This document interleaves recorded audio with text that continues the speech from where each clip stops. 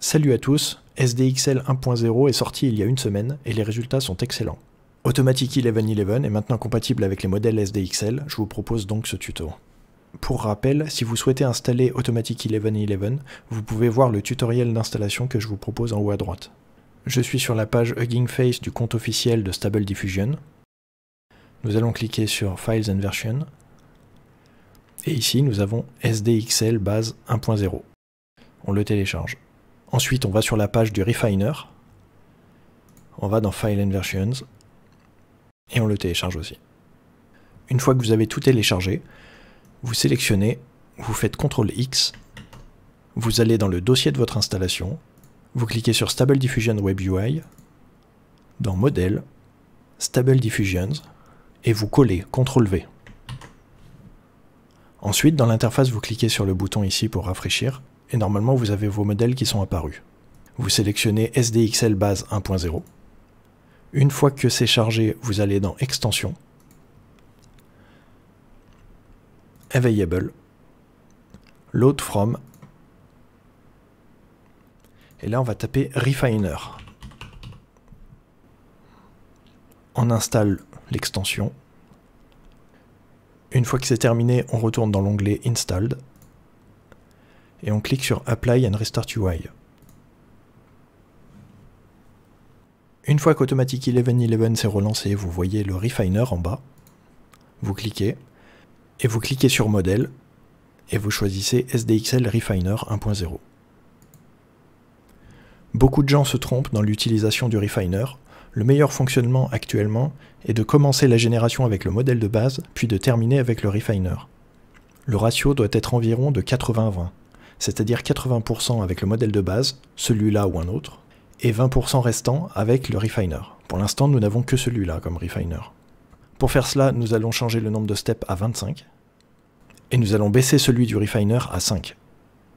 Automatic 1111 soustrait les steps et fera 20 steps avec le modèle de base, et les 5 derniers avec le Refiner. Nous allons maintenant faire un test.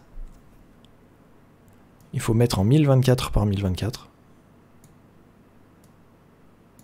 Vous pouvez augmenter le batch size si vous avez une carte graphique assez puissante. Je vais en mettre 4.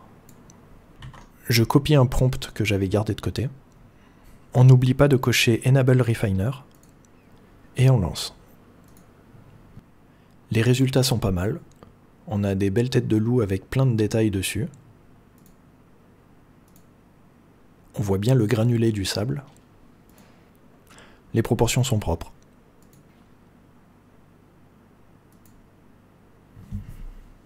Nous allons faire une petite comparaison.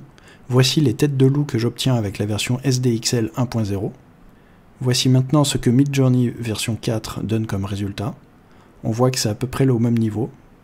Là, c'est le résultat de Midjourney version 5.2. On voit que la qualité est légèrement supérieure que ce que l'on a avec SDXL 1.0. Maintenant, voici ce que j'ai obtenu il y a 10 jours avec SDXL 0.9. C'était un carnage, c'était absolument abominable. Car au moment où c'est sorti, on ne savait pas utiliser le Refiner, et en plus c'était une version inférieure. Ceci est l'ancienne version Stable Diffusion 1.5. Vous voyez que Stable Diffusion a fait d'énormes progrès. Maintenant nous allons essayer un autre prompt. Je vais mettre tous les prompts dans les commentaires. Le résultat est pas mal, même si les visages sont pas forcément très bien réalisés, des fois les yeux sont un peu bizarres. Mais il y a beaucoup de détails, plein de personnages, etc. Donc c'est quand même bien. Voilà, il y a beaucoup de bouteilles, donc il y a vraiment plein de détails.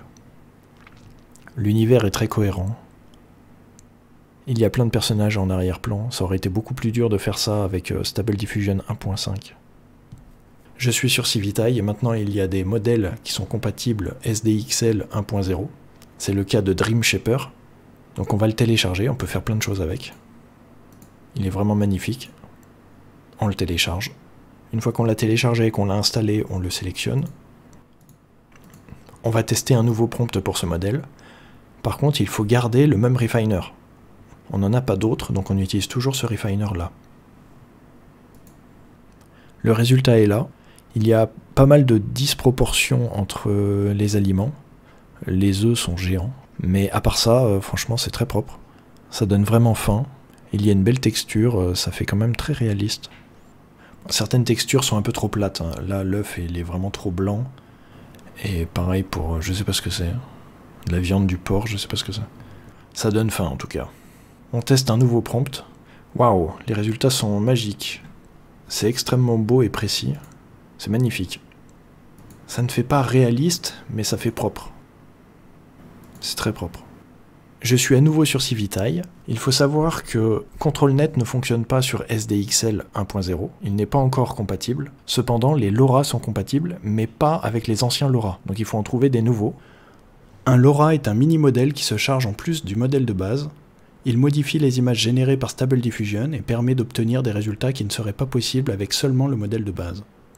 Il y a différents types de LoRa, des styles, des personnages, des objets, des configurations de scène, etc. Il est possible de choisir leur poids et d'utiliser plusieurs LoRa en même temps. Quand vous êtes sur Civitaille, vous cliquez sur LoRa SDXL 1.0 et vous allez avoir tous les LoRa qui sont compatibles. Il y en a beaucoup. Hein. Je vais vous en montrer deux. Celui-là qui s'appelle Dragon Style, donc on le télécharge, et celui-là qui est le rendu 3D des films d'animation. On le télécharge aussi. Une fois qu'ils sont téléchargés, vous les sélectionnez, vous les coupez. Vous allez dans le dossier d'installation de Automatic 1111. Vous cliquez sur Stable Diffusion Web UI, Models, LoRa, et vous les collez. CTRL-V. Les LoRa s'utilisent de la même manière que sur Stable Diffusion 1.5. C'est-à-dire qu'on clique ici sur le livre, on clique dans l'onglet LoRa, puis vous cliquez sur le LoRa et ça va le rajouter à votre prompt. Je sais pas pourquoi le Dragon Style il s'appelle haute couture, mais c'est bien celui-là. Pour activer ce LoRa, il faut aussi rajouter DT Style, c'est le mot-clé d'activation. On peut refermer les LoRa. Nous allons essayer de faire une comparaison avec et sans LoRa. J'ai pris cette image-là. On peut copier le prompt en cliquant ici sur le petit i. Et ici vous avez le prompt positif et ici le prompt négatif. Donc je l'ai copié. Dans Script, en bas, on va cliquer sur XYZ plot. Pour le X-type, on va cliquer prompt SR. Pour le X-values, on va copier le LoRa. On va le mettre à 0 par défaut. Et je le recolle. Comme ça, j'ai le LoRa activé avec un poids de 0 et le LoRa activé avec un poids de 1. Ici, je mets 0 aussi dans le prompt pour qu'il puisse le reconnaître car il a besoin que la première valeur soit une valeur qui est déjà présente dans le prompt. Le mot-clé DTStyle n'est pas connu du modèle, donc c'est seulement le LoRa qui le connaît, donc ce n'est pas un problème si on le laisse. Nous allons changer en haut le modèle, on va remettre celui de base, SDXL base 1.0. Et maintenant on lance. On peut voir que sans le LoRa c'était quand même très beau, et avec le LoRa il y a plus de détails qui font que ça ressemble à un dragon. Il y a plus de plumes, plus d'écailles, etc. On voit qu'il y a beaucoup de patterns qui sont très prononcés. Et ça, on peut l'appliquer sur n'importe quoi. On va l'appliquer sur la tête de loup qu'on a fait tout à l'heure. On peut voir une nette différence. Déjà, le LoRa a tendance à faire les personnages de profil et qui regardent vers la gauche. De plus, on voit qu'il y a quand même beaucoup plus de détails qui sont bien plus prononcés. Il y a plein de poils de genre d'écailles ou d'algues, on ne sait pas trop ce que c'est. Et il y a des spirales de partout. Je viens de faire l'essai avec le LoRa 3D Render. On voit que le modèle de base connaît déjà le rendu 3D, mais il est relativement flou et a peu de détails.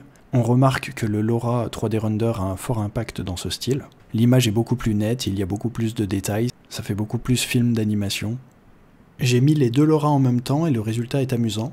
On reconnaît pas trop le style du LoRa Dragon, mais le résultat est intéressant quand même.